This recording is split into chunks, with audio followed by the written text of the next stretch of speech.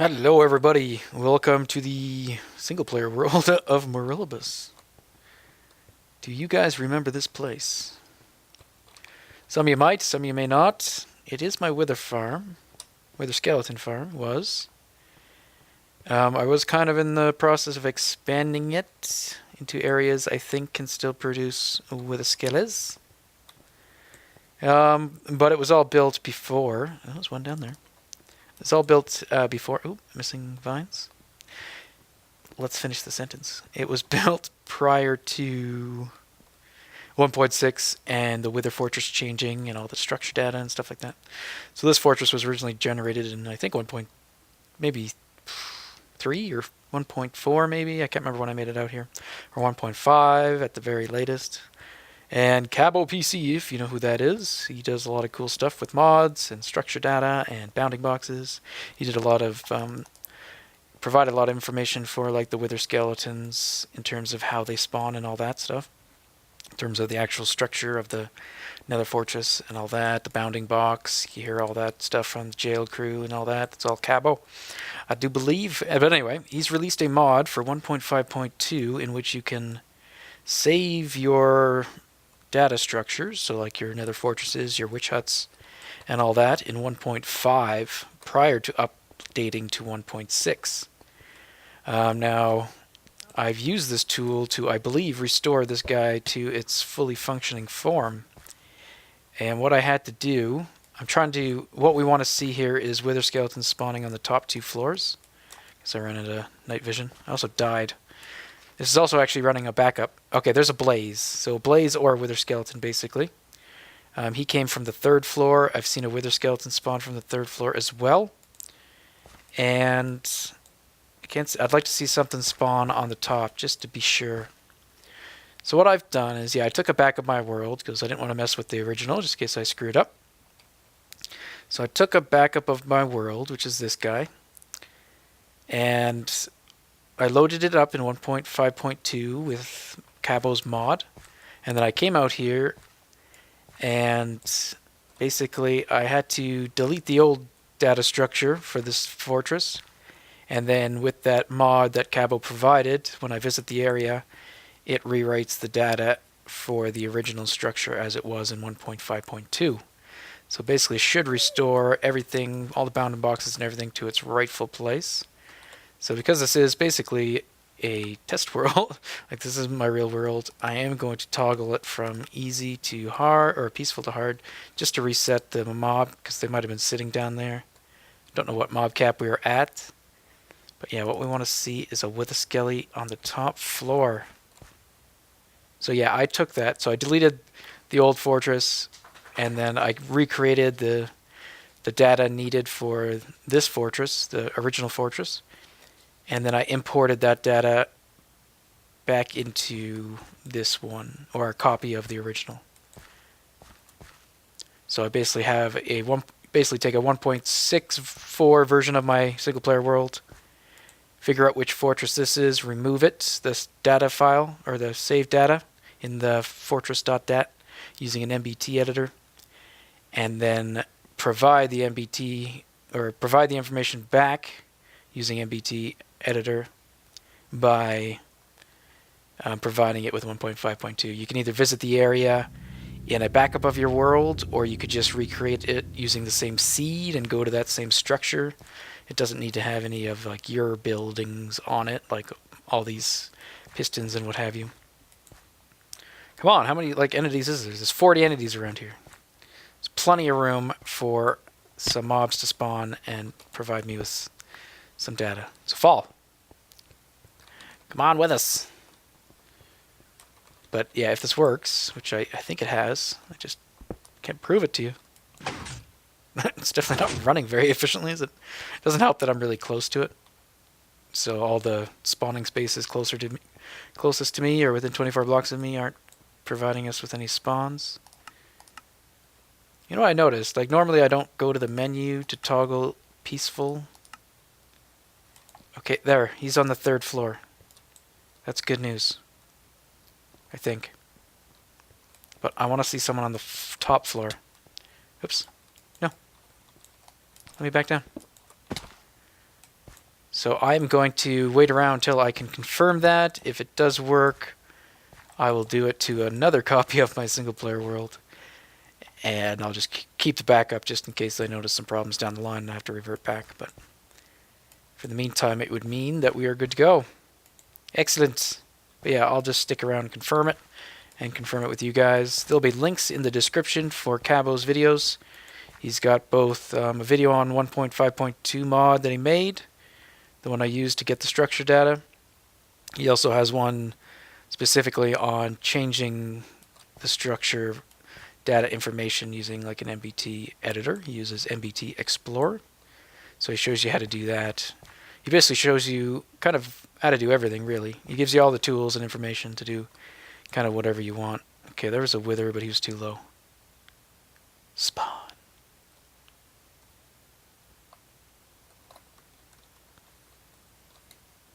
Okay, took a while. I had to do some modifications just to make sure. But yeah, we got skeletons there, so you can see on the very top. So if this hadn't worked, this top level and this second level, which I actually got rid of the platform for, just for testing, just to provide just as many spawn locations up top there as I could, just to make sure that they would spawn. And they have, so that's good news. So yeah, this level and the next level got broken when the 1.6 point something? Was it that did the generation change, or was it 1.5.3? I don't remember. Whatever did the nether fortress change, it caused this nether fortress to spawn about, I think it was about 7 blocks lower, but exact same shape and everything. So it wasn't that big of a deal, but this is nice, as it appears to have restored it. So I'm going to go ahead and do this in my actual world, so none of this testing or messing around that I've been doing is actually taking place in my real single-player world. This is just a test, basically a copy world that I could muck around with to make sure it works before doing it for real. Now let's do it for real. Alright, we're back in my official single-player world, the real deal. And yeah, thank you for the comments you guys provided. A lot of the item elevators I'm actually using are the ones you were showing. It's just the ones down in here that are still dropper orientated. And I've already confirmed that that's not really causing my lag, as I've disabled this whole mob trap or hold mob system. And even without those clocks running, I still get the frame rate issues. So I do believe it is the item frames, however, as it does seem to be when we're looking towards them, and when we're not looking towards them, it seems a lot smoother. So, like, I know there's no item frames down there, but there are a lot over here. And I didn't think I had that many. I swear I have more on Olympus, but there's probably less around Olympus. I don't know. But yeah, definitely item frames, but I hear that's being fixed once in the snapshots with the changes to the maps and all that, and they've managed to decrease some of the lag or frame rate drops due to maps. So anyway, it'd be interesting to see what happens to these when we do update. So I'm going to go back to that nether fortress and confirm. One thing I did notice when I had opened up the fortress.dat file using NBT Explorer is that I was going to say only 2 fortresses had been saved to this world. Now 3, because I actually just saved that. I saved this one that we're about to head to. But that one was not actually, this one was not actually saved yet, the one we're heading to. So I don't think I've actually been there in 1.6.3 or 1.6.4 where it would actually save the fortress. And the other 2, I imagine, are ones we just happened to go across on one of our rails, probably going towards the end or something. That is probably how those 2 got saved. But the nice thing with how all this works is it really doesn't matter when we do anything. If we happen to find a fortress that we want to use, it won't be hard for me to just go and restore it. All I have to do is basically, I now have a 1.5.2 fresh world with the same seed as this, so it doesn't have any of my builds or anything. But I can simply go to that structure in 1.5.2 using Kabo's mod, save the structure data using it, and then copy it from that world into this world, restoring the structure data to where it's supposed to be. So yeah, that's a nice thing. It doesn't really matter when we do it. It's not like for 1.6.4 we got to go run around and try to explore all your witch huts and all that to try to save the data. If you happen to not do that, for instance, you could actually use this method to restore it. Say you do get to 1.7 and you accidentally visit a witch farm that you didn't visit, and now all of a sudden it doesn't think it's a witch farm anymore. You can copy in the old data from when it knew it was a witch farm into your current world, and then it will say, hey, this is a witch farm again, yeah, and it'll work. I think. Witch farm, I wonder if it still might be dependent on it being a swamp? I don't know. So what if you still had a witch farm, but now it is... I guess the biomes are saved though, right? Yeah, the biomes are saved regardless, so it still remembers... An old swamp still remembers it's a swamp. That was fixed a long time ago, was it not? But yeah. So yeah, there's very good tools available now. So again, thanks to Kabo PC.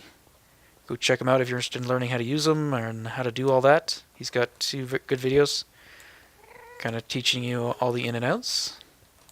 So let's go to the actual bottom of this thing and see it actually working. So this thing should be functional. I don't know how good it's going to be, mind you, but we'll find out. And I think this has... This one doesn't have looting on it, it's just sharpness.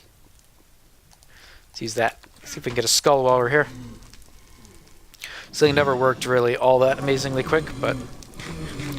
Whew, am I going to have to mute the volume? Actually, I'm going to turn it down for myself. Way too loud. Aha! Skull? Well, we'll probably see the skull, because I don't think I can actually pick it up. For those who haven't seen this place, this is my wither skeleton farm. I spent a long time working on this thing. And unfortunately, like when I started building this, it was before we had all the information on wither skeletons and all that. So I didn't build it in the most ideal place, but it's still okay. If I could go back and do it again, I would do it differently. This was before Kabo's PC mod that showed the bounding blocks of nether fortresses. Back when I was doing it trial and error. So when we're down here, it should be raining mobs. Should. I'm gonna kill you. Kill you. Gold. This is my ghetto gold farm as well. Oh, here's some blaze. Want some skeletons. So blaze, you can either crush. So there's just some string here that I'm walking into. And that fires off the whole row of pistons. So you can either use that to kill them, or you can get them near death and just finish them off with a sword if you want to get the blaze rods. So, yeah, not the best, but I'm not a fan of like pure AFK, so I don't know if I would want to build something that just like you sat around and it filtered out all the... Really? Why am I picking up this garbage? Let me pick up good stuff. Yeah, like if I don't know if I'd want to build one that just kind of collected wither skeletons and like put them in the overworld or something. As cool as that is, I don't know if I would use it in my style of play. So the idea of this one was I'd just be able to run around back and forth and kill the wither skeletons, hoping that they would spawn fast enough that I could kill them, or just keep running around and killing them, keeping me active enough. So I'm still actively trying to collect them. They're just being funneled into a spot. But as you can see, if we look at our E value, we've got some mobs, but we're maxed out at like 52, and that's even with drops on the ground. So this thing isn't running, it's not reaching like mob cap or anything like that, which tells me it's not the most efficient. Well, it's efficient enough that it's, I guess it's spawning mobs whenever it tries to spawn them in those spots. There's plenty of air blocks. The only thing that's blocking the air blocks are pistons. It's just, yeah, there's not enough spawning spaces, I guess. And they're not positioned in the most ideal locations, maybe. But these rows are 52 blocks long, if I remember correctly. So yeah, you can either kill the pigmen off by just hitting the pistons. The pistons don't kill the wither skeletons, so you don't have to worry about accidentally killing them. But it will kill regular skeletons, blaze, and pigmen. So that's because the wither skeletons are slightly taller than the regular mobs. So, and because they're sitting on a half slab, so I learned this from, I don't know if he still watches, but Ninja Turtle Man, what was your name? Now he introduced me to this concept of separating out the wither skeletons. You know who you are. I can't remember you. I know you have a Ninja Turtle. And a different name in-game than on YouTube, which confuses me. That's my excuse. So yeah, they fall enough that they're basically one punch kill. But sometimes I just go ahead and use the looting anyway to try to get more gold from them. And again, we gotta be careful. And yeah, there's nowhere else it's not supposed to be anywhere else for mobs to spawn, so aggroing pigmen isn't really a big deal. Because there's no other ones in the area that are loose that could come and attack you. So you're pretty much safe. I bet you there's like a skull on the ground and I'm just not seeing it. What I need is a skull in my inventory. But I will probably hang out here for a little while and see what I can collect. Maybe watch some videos. Run around and kill some of these guys, since this should be functional again. I might try to get a hold of, if he releases it, he has a 1.6.4 version of the bounding box mod or whatever he has, kabo PC that is. At least I saw it in his video, he was using it, but I don't see it available yet. So maybe if that's available, I will load that as well, just to double check the bounding box, to make sure it's in the right location. And our trap is indeed within it. Either that or I'll look further into reading the info from the MBT editor, and maybe I can determine the position that it's saying the place is in. So it works. It's not the best. And I could definitely do better. But, I don't know if you noticed when we were coming out here, this whole area's been hollowed out. Ah, they saw me. Oh, skull! We got one. What don't we want? These chiseled blocks? No. A boat? Yes. Let's get rid of a boat. There we go. One skull! Ha ha ha ha. So anyway, I will continue. I won't waste too much more of your time. Unless this is informative for you. Then I'm not wasting it at all. Enjoy. How easily I forget I do not have regen. But what we do have is 4 wither skulls. So it's working. It's not super fast. It's not outstanding. I don't know how long I've been doing it. Not that long. I repaired the sword because it's got looting on it. And I named it with a slither mini. So this one can stay here. And it costs, I don't know, it costs 27 levels to repair it from pretty much dead all the way back up to full using a sword. And I'm choosing to try to kill these guys just for the extra gold. But sometimes stuff like that happens.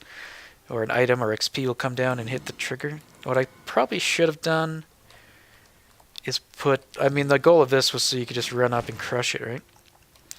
But I think what I would do now, or I might even still do if this ends up being a decent way of getting the skulls, is put it onto a timer that's timed just properly for blaze. And then just put buttons all the way along this block here, and then probably redstone underneath, to allow all the buttons to pretty much activate the same thing, or do something so that all the buttons, or I could have at least a few buttons so you don't have to run to one specific location, which is the nice thing about the string. So you hit a button and it goes through a crusher timer. So if there's blaze like here, I could say, okay, I'll push a button, it will start crushing that quadrant there, and I can go run over here, kill this guy, and then press that one and it'll start doing that one. And then when I come back and just tap them once to kill them with the looting and get all the blaze. Otherwise, I find counting to about 10 works. So if you walk up to them and listen to them tick about 10 times, it's about 10. That gets them down to at least one hit with the sword. Probably not one hit with a fist. But just so I don't accidentally kill them. But you can see they almost get a shot off at me. Which is kind of what I don't like about this string. And the fact that I only have 3 health. If they do light me on fire, I'll probably die. So I'll probably stick around till I get at least 6 skulls now that I got the 4th. Maybe. Unless it just... my luck turns all sour.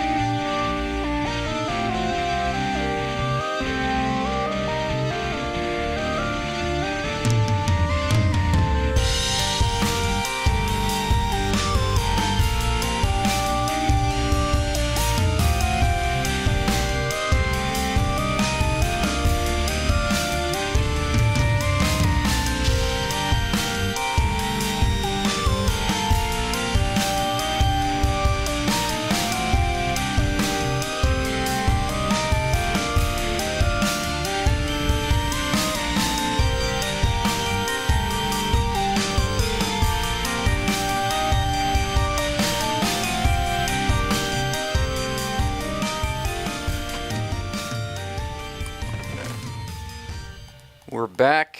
We managed to get 6 skulls all together. It's kind of random. Some of them we got really quickly, others took a while, as it always is. This is what we got for blazer odds from doing that. So we got over 4 stacks. So we could maybe throw those up there. And we got some coal. Bones I didn't really need. It's kind of a accidental thing. But the coal's worthwhile grabbing, so I took that. Don't need a bed. And we'll throw these skulls over here for now. Won't do oh, I already had one. We won't do anything with them today, but if you guys have any interesting ideas on how you'd like us to approach 2 more kills, or maybe we could try trapping one, tame a wither, perhaps. Have to figure out where to do it. Doing in the village. I have tested it in a test world, and I'm comfortable doing it here. We just do have to figure out where. We could use it as a tree farm.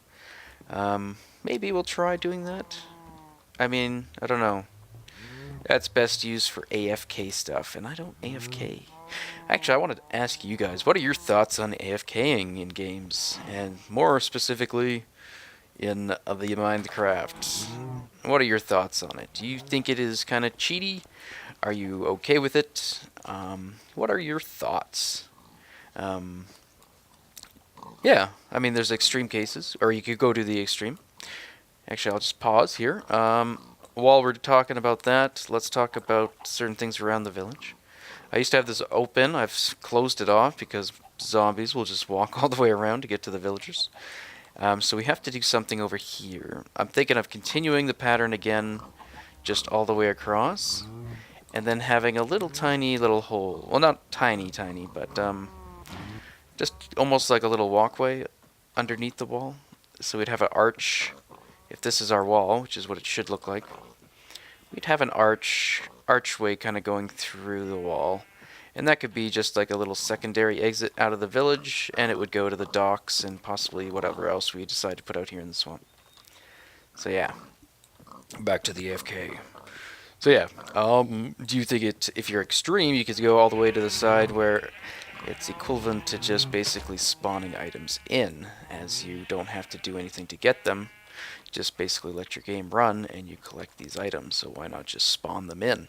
What's the difference? So that's not my opinion or anything like that. That's just an extreme case that you could have towards that. You could also say, well, how about let's go to the other way. Well, you had to work to get that AFK available, right? You can't just go walk out into the middle of the woods, AFK, and get all these drops. You have to build something typically.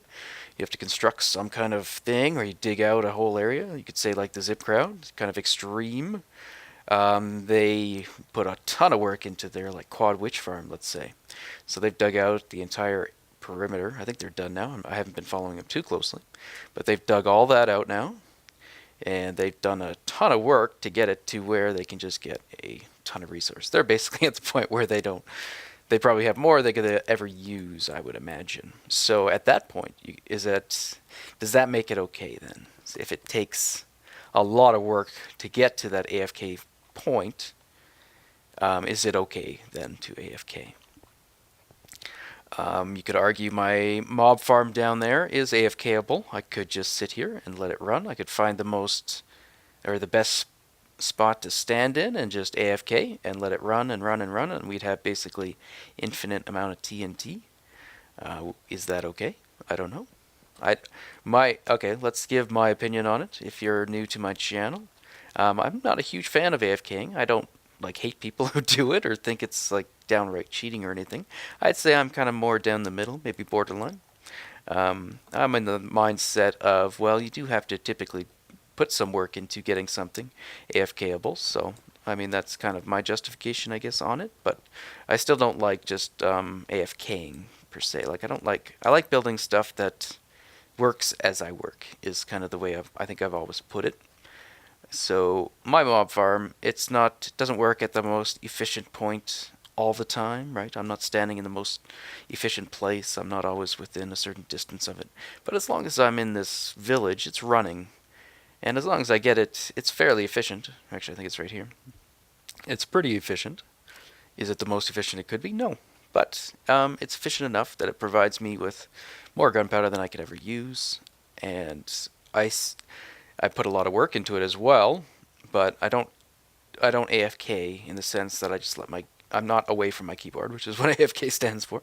So AFK to me means you, let's say, box yourself in. Let's say this is the best place to stand. You box yourself in. You let your game run overnight, or you let it run for a day or a week or whatever, and then you come back out and you go, woohoo! I have all this stuff. So that's what I consider like kind of extreme AFK. I prefer doing farms that, yeah, if you have to, for instance, AFK at a farm, and what I mean by that is not necessarily you have to be away from your keyboard, but you have to wait for a farm to collect. Let's take mob spawners, for instance. I have a scaly farm over there. I have a quad spider, or is it a quad? No, it's a triple quad cave spider spawner setup. All those ones, you have to wait for the mobs to collect, and then you kill them all off, right? To get the XP. So there you're almost, those are kind of like AFK farming to get XP. I don't like even doing those. I get bored. I don't like to just leave my game running, so I try to stay in the game and occupy myself somehow.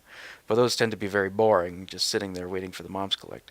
So in those instances, I like to try to set up, and I think I'll try to do this more in the future, anywhere I have that type of farm, I want to make it so there's something to do while you wait. Let's say chop down trees or something like that.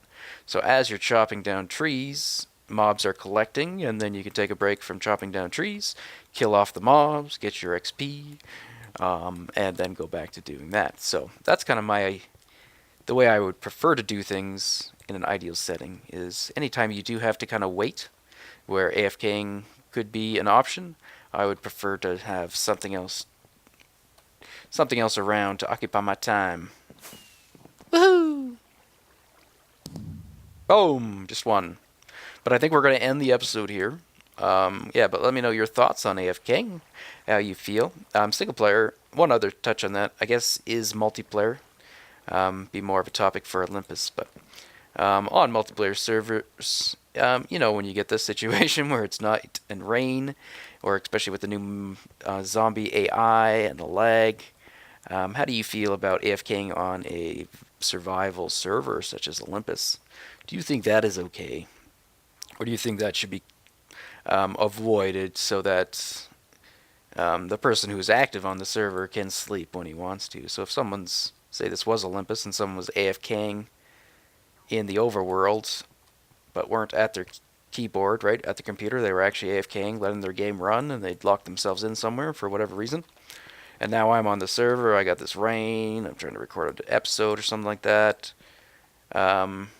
Do you think it's rude to be AFKing then on a server like that, or do you think you should try not to do it for instances like this? Because when you're away from the computer, you have no idea if someone's going to get on the server, or maybe a whole bunch of people are going to get on the server and they're trying to do something, or they're trying to sleep, they need to reset something, they need to do something, who knows? But they can't do it because you're just squatting on the server not doing anything. So yeah, there's another case of a point to be made, I guess, about AFK. Alright, so we are going to call it an episode. So that was just a bunch of chatty, but I hope you enjoyed nonetheless. I am interested in what you guys have to say about all that. And on the whole Nether Fortress fix, is that considered cheating? What I've done there, I edited the MBT data, or I used an MBT editor to edit the fortress.dat file to make it work again. I basically modified something in a game, in my world. So is this still vanilla? Is this survival vanilla? Or would you guys consider that cheating as well? I mean, my justification in my head is, well, that fortress was supposed to be, it used to work, and all I've done is restored it to the point that the way it's supposed to be. I don't think Mojang intended this to happen when they changed the generation in the Nether. I don't even know if they intended the Nether Fortress themselves to be adjusted by that change when they added the chests. But nonetheless, I do not think they intended that fortresses were supposed to break and stop spawning with a skeleton. So I consider all this a bug, and what I've done is some steps to fix the bug basically in my world without having to scrap a whole bunch of work that I had to put into it. Anyway, guys, you may have noticed I sound probably awful. It's because I feel awful. And you may have noticed a decline in videos out by me, and you'll probably continue to notice that until I probably get well. Yeah, being sick on top of some other aspects of my life leave me feeling pretty crummy all day, every day. So anyway, guys, I hope you enjoyed, and yeah, sorry about the little chatty here at the end, or maybe you enjoyed it. We'll see you in the next episode, so thank you for watching. Take care. Bye-bye. Sound like I've been smoking for like 80 years? Kind of, huh? Yes, I don't smoke.